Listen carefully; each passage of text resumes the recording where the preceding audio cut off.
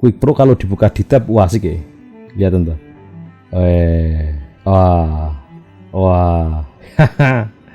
Asik. Ini gold ini sudah buat ATL lagi di sekitar 140-an itu.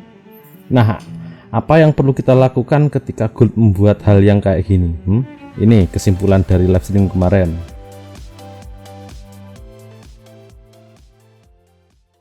Nah, di situ ujian buat para trader. Di situ yang saya bilang jangan buy gitu. Kenapa?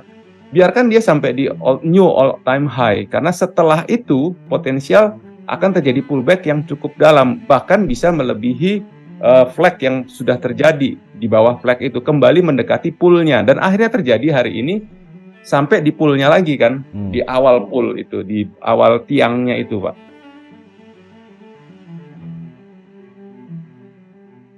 Teman-teman yang ambil posisi sell itu spekulasi tinggi, tapi masuk akal, Pak. Kalau masuk untuk open sell di saat melihat setelah terjadinya 2145, kemudian terbentuk sebuah pola candlestick ya.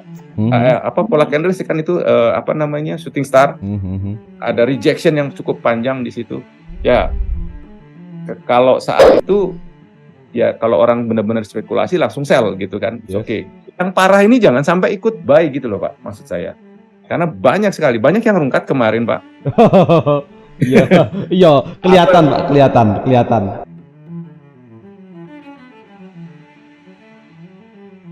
Ini yang saya maksud, kalau kita pendekatan melalui teknikal ya, ada apa sesuatu terjadi, sebaiknya kita menunggu market structure terbentuk kan. Nah, itu kita bisa mendescribe itu apa, Pak? Menggambarkan, ada gambaran gitu. Ini mau kemana?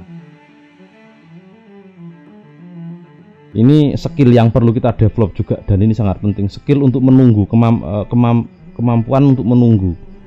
Ya. Apa yang Pak Heru lakukan jika melihat market kayak gini? Saya kan juga price action ya, price action old school lah ya, Pak ya. Di mana saya tidak punya data di sebelah kiri, maka saya tidak bisa ambil apa-apa. Walaupun saya punya feeling atau punya intuisi ini akan jatuh lagi gitu. Dan memang terjadi. Cuma saya tidak sampai untuk open posisi sell.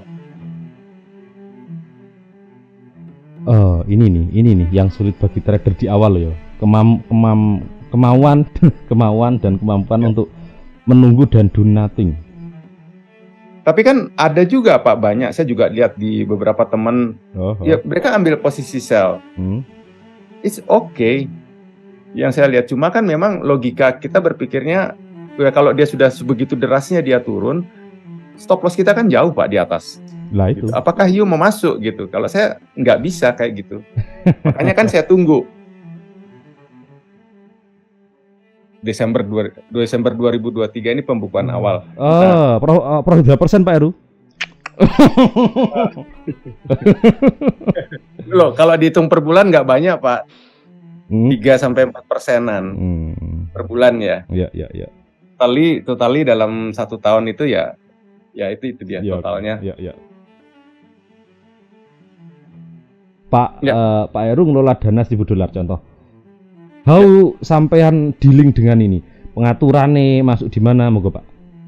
Gini, jadi umumnya saya akan membreakdown dulu dari $1.000 saya akan gunakan 20%, Pak. Berarti $200. Oke.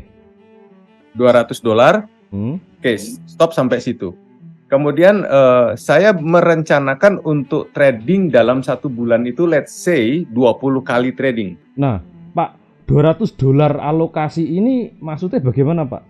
Alokasi dalam sebulan kah atau dalam setahun 2024? Totally dalam sebulan, Pak. Totally dalam sebulan. Oke. Alokasi let's say Januari gitu, Pak ya. Itu uang yang akan saya habiskan. Oke. Untuk loss-nya. Maksimal loss Januari segini gitu. Pokoknya hilang segitu gitu. Dari 1.000. Oke, 20%. Nah, ini menarik nih kalau kita bicara soal money management ya. Karena itu kaitannya sama psikologi seorang trader sih. Yep. Nah, setelah itu saya selalu mengalokasikan berapa kali saya akan trading dalam 1 bulan itu. term atau jangka waktu 1 bulan itu saya akan trading 20 kali misalkan. 20 sinyal per bulan. Oke. Ada sinyal saya trade. Oke. Nah, sinyal yang menurut saya lengkap itu yang saya akan masuk itu jika sinyal terpenuhi trend support resistance sama sinyal masuknya. Candlestick pattern. Nah, jadi 200 US dollar itu saya bagi dengan 20, Pak. Oke. 200 kali 20 entry. berarti 20 kali entry apa 20 sinyal, Pak Heru? 20 bagi saya kalau ada sinyal yang membuat saya masuk itu yaitu 20 kali itu. Oh gitu. Sinyal premium lah istilahnya yang benar-benar lengkap seperti itu. Berarti 20 kali entry, Pak ya?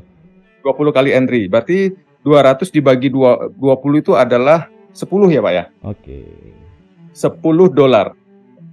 Belasan tahun saya gunakan sesederhana ini. Jadi nggak ribet saya. Jadi pada saat saya masuk, ini bicara soal hitung-hitungan modal ini, kita bicara soal kita pingin ekspektasi bisnis kita, uang 1.000 kita ini 1 bulan ke depan akan tumbuh berapa ekspektasinya dengan resiko berapa. Resiko jelas. Kita pastikan dulu, walaupun dengan dilengkapinya kita cara analisa yang benar, timing masuk yang pas, untuk sampai ke 100% kena stop loss berkali-kali terus kena terus, itu agak sepertinya bisa nggak sampai 100% gitu loh. Ini ada perbedaan kan sebenarnya dengan caranya sampean. Aku pernah ketemu trader itu risikonya 1%. Cuman sebulan margin call. Risiko 1%, sebulan margin call. Karena overtrade. SL di entry lagi, SL di entry lagi, SL di entry lagi. Nah, kalau Pak Heru kan maksimal sebulan ya wis segitu. Kalau sudah habis ya tunggu next paket berikutnya bulan depan. Oke. Untuk ngatasi FOMO kan Pak Heru. Jadi menurut Pak Heru 2% per trade ini masih kurang lengkap Pak Heru ya? Ya, sorry to say ya, bukan saya mau berdebat tidak, tapi ada yang perlu kita benahin di sini. 2% itu angka sudah bagus, sudah punya ketetapan. Tetapi 2% tidak ada kerangkengnya, tidak ada kotaknya yang membatasi, ya hanya 2% per berapa kali dalam 1 bulan. Makanya kan saya taruh di poin ketiga tadi tentang tentang saya hanya mau trading 20 kali dalam 1 bulan. Stop loss saya 1 kali trade itu adalah $10 atau 1.000 pipet per 0,01. Jenengan kok WD-nya kok enggak per bulan. Nah, kalau profit tak WD lah. Kenapa kok per tahun Pak Heru? Ya disesuaikan kebutuhan untuk target tahun depan mau apa sih? Oke, jadi pertanyaan di awal sesungguhnya kamu di trading ini cari apa? Kalau hanya cari duit, rasa trading dapat duit Pak. Intinya bagaimana mengembangkan account kita sih. Tapi kembali lagi benar Pak Daud tadi, awalnya mau apa? Kalau misalkan kita mau mendapatkan satu side income, kalau mau mendapatkan side income, income sampingan tambahan, ya bisa aja kita hitung per bulan, kita bisa withdraw per bulan seperti itu. Saya bilang Pak, saya Januari Februari masih puasa Pak Daud sudah ceklak cekluk saya belum. Januari masih berakhir dengan nice lah. Aku punya 20 peluru. Proses sampean memfilter kandidat ini bagaimana Pak? Kan tadi saya bilang per minggu Pak. Per minggu, oke. Jadi tiap weekend. Tiap weekend gambar lukis-lukis Pak. Oke. Weekend lukis-lukis. Jadi lukis-lukis itu fungsinya ada sebelum kita, misalkan kemarin masih ada yang ke floating, baik itu floating loss, floating profit. Itu kan kita bisa lihat mau diapakan nextnya. Weekend. Gak akan keluar dari 20 Pak. Itu kita akan terjaga di situ. Jadi entry-nya nggak ujuk-ujuk mak bendunduk moro-moro ceklak cekluk gitu kan.